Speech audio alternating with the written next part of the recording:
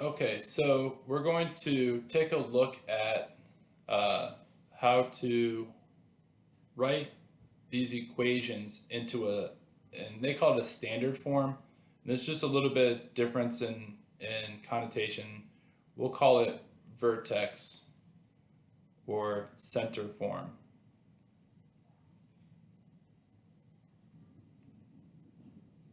So if we have this kind of elliptical conic section general form, and we want to get it into a center form or a vertex form or transformational form, again, we want to kind of just rewrite this so that we gather our x terms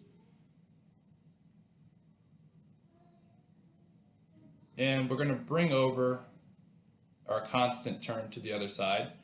And then we're just going to kind of think to ourselves, okay, so what do I need here to be able uh, to factor this? And so I need to divide this 14 in half. So 14 divided by 2 is 7. And then I'll square that to get myself 49. And then I'll take this negative 4 here, and negative 4 divided by 2, negative 2. And when I square that, I get 4. So I've ended up adding 53 to both sides of the equation now. All right, so now I've kept my equation balanced. I haven't changed the value in relation to the other side. So now what I can do is factor these, and I end up with x plus 7 squared plus y minus 2 squared equals 49. So notice the 7 here and the negative 2 here are just what goes into my binomials. So I now know my equation of a circle, right? I have a center at negative 7, 2. I have a radius of 7. So there's the equation, there's the center, there's the radius. You could use those to graph. And so again, that's how you rewrite an equation of a circle into transformational form or vertex form or center form or however we want to refer to it, but in a form that makes it really easy to graph. Okay? So let's take a look at, there's some more problems, you can try those.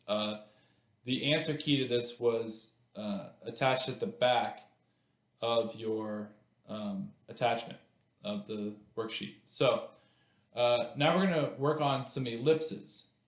And the process is pretty much the same. We just got to do a little bit of extra work here. So what I'm going to do is, again, rearrange this to give me my x values together plus my y squared, and then I'm going to bring back that 208 over here to the other side. Okay, so again, when I'm here, I think it's much easier to work with an A that's easier to see. So I'm going to factor out the 4, right? But don't forget to distribute it back to figure out what to add. So half of 12 is 6, and 6 squared is 36. And then this one's easy, it's just going to factor out a 1. So y squared plus 20y plus 100 equals negative 208. So now it's just a matter of multiplying my 4 times my 136, and so I need to add 4 times 36. I need to add 1 times 100. All right, so that gives me negative 208. This gives me plus 144 plus 100. So when I add up these two, I end up with 36. So this equation can be rewritten as 4 times x plus 6 squared plus 1 times y plus 10 squared equals 36.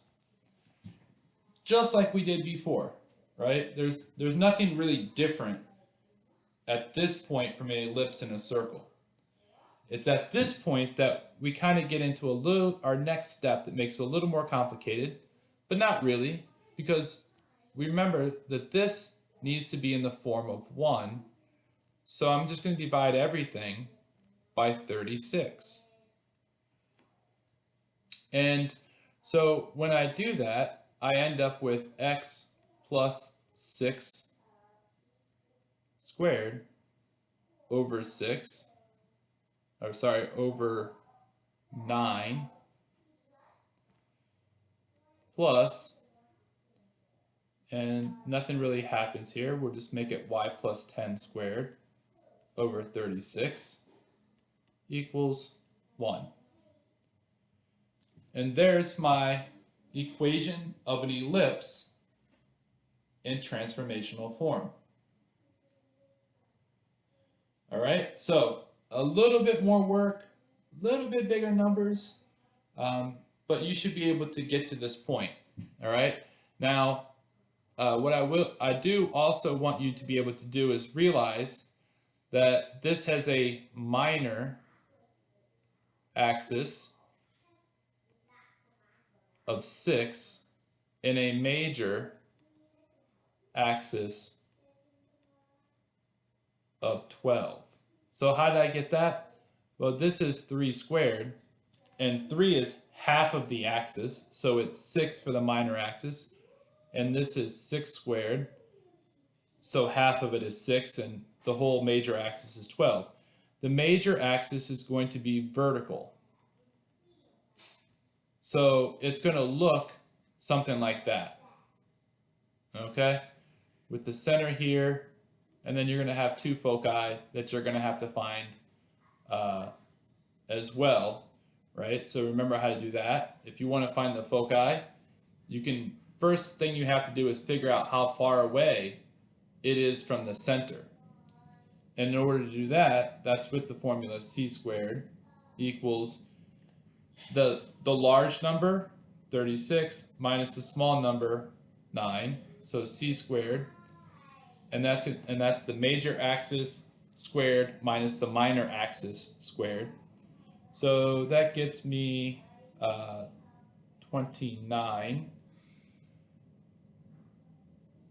No, that's not 29, sorry, 27. Okay, so c is equal to 3 root 3. So if my center is at -6, -10, that's the center, then I'll have one foci. Since the foci are up and down, one of them will be at, and we'll just make this mathematically correct, it's plus minus.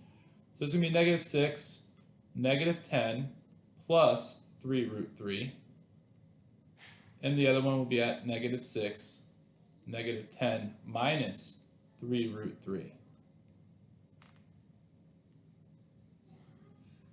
And there's the center and the 2 foci. So that is these points here, the center and the 2 foci. So we have our equation, we have the center, and we have each of the foci. All right, hopefully that was helpful. There are also some graphs here, graphing from each of these, right? So if I want to graph this, we can go a little bit more in depth. So my center is going to be at 0, 3. I have a major axis and a minor axis, so I move over 7. And I move backwards 7. I move up 2, and I move down 2. And I'm not very good at drawing curves on this program, but through practice and repetition, you kind of end up with something that resembles an ellipse. All right, so that's the graph of the ellipse. If I want to also provide you with the foci, I have to do a little bit of math. Remember, the distance, c squared, is equal to the major axis squared, minus the minor axis squared. So the distance squared equals, what's that, 45? So the distance is the square root of 45, which is 9 times 5, so 3 root 5. So that means from the center, it moves outward. So it's going to be, and again, that's plus minus. So negative 3 root 5, comma, negative 3, and positive 3 root 5, comma, negative 3.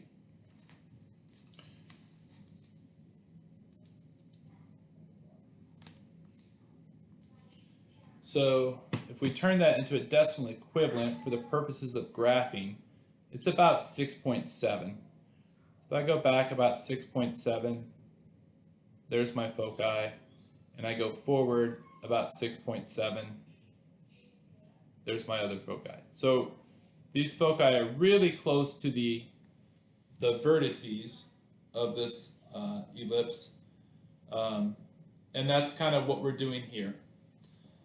The last page on here, we give you some equations in standard form or conic general form of an ellipse, and you got to work your way into the center form and then be able to graph it. And I'll leave those for you to work through, but again, it's really just a culmination of everything we've done so far. Hopefully you found this to be interesting and you're able to complete this. Let me know if you have any questions or concerns.